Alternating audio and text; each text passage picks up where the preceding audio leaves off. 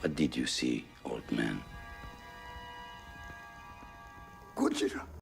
Ladies and gentlemen, Godzilla Minus One is a $15 million masterpiece in an era of bland, formulaic, and overhyped, overproduced content.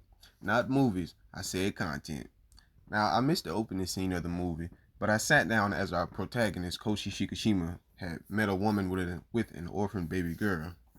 I enjoyed how the script focused on the mental fallout from the war, showing a country weighed down by depression, anguish, and contempt for their very government.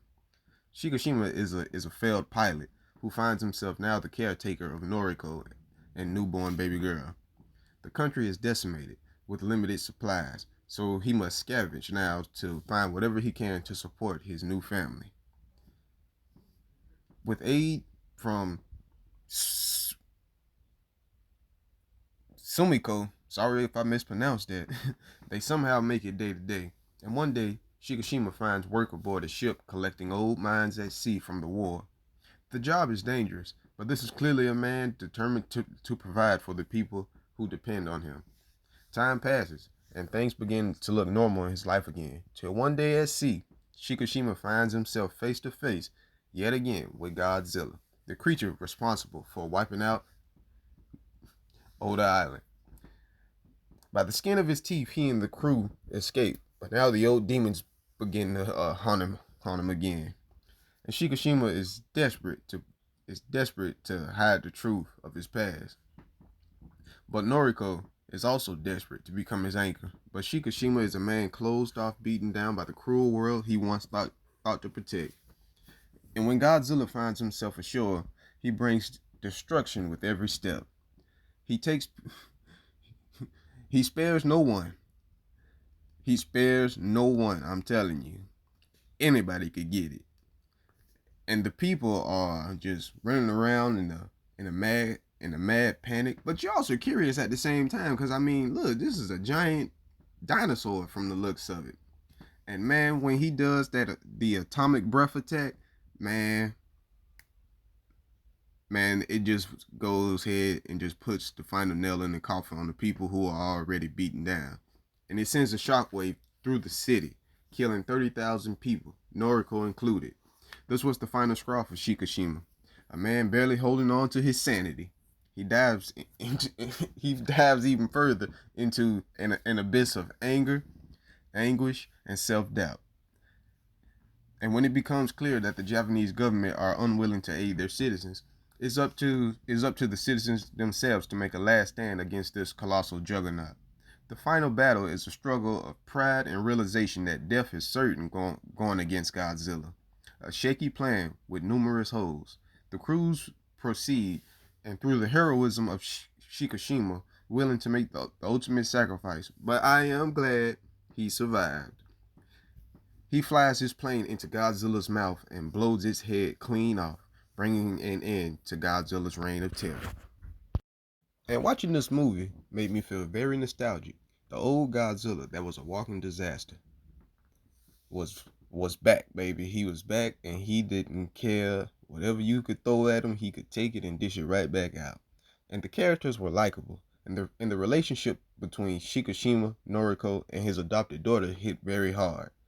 You were rooting for Shikishima to marry Noriko and find happiness, but the horrors of war left a gaping hole inside this man's heart, putting him in a never-ending battle with himself. The joy I felt when she was alive hit all the right emotions. And Godzilla did not disappoint. The atomic breath is more of a bomb now, bringing unparalleled destruction in its wake.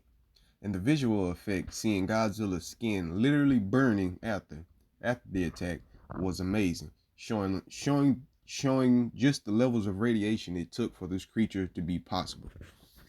Ladies and gentlemen, in short, I would say American cinema has been put on notice that if a Japanese director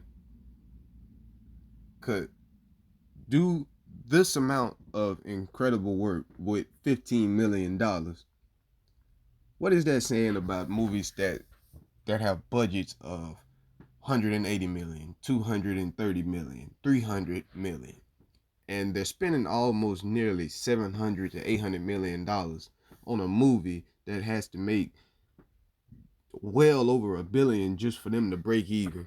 What is this saying about Western cinema?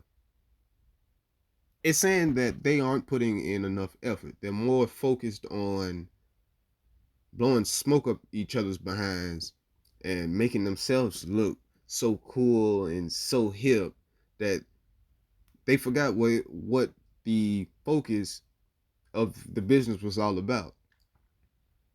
Crowd pleasing. And I mean crowd pleasing to the fans, because it is the fans who have to come out of their pocket to buy these high priced tickets to your movies. And from the way it's looking, people are going to start watching other countries' forms of entertainment more than our own, because it's just trash all of a sudden now. And I can't in good conscience really sit here and say I've been excited to see an American made movie in a long time, to be honest with you.